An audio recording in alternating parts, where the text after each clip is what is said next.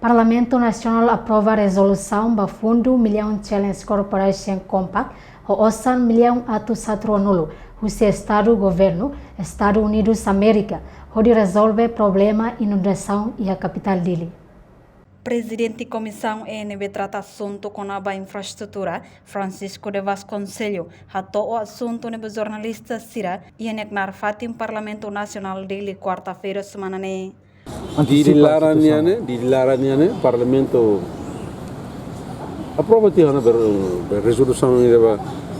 não aprova se aprova resolução ida ratifica aprova lá me bola ratifica aprova MCC millennial ko be será compact millennial be será corporate né América tal do 400 América Estado governo América mas tal são bote teve orçamento 420 milhões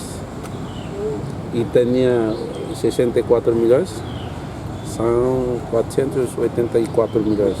né bahalo de saída halo de drainagem ser de Lara baletas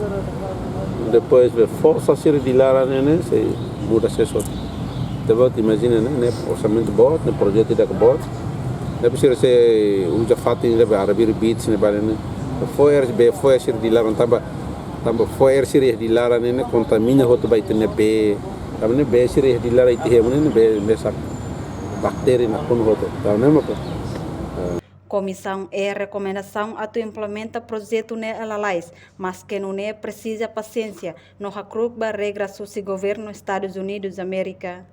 Governo Timor-Leste prepara rai e a hera no metinaro dele, onde muda a população sira nebe hela e a fatem risco e a capital dele. A reportagem Melda Fátima, Televisão Timor-Post.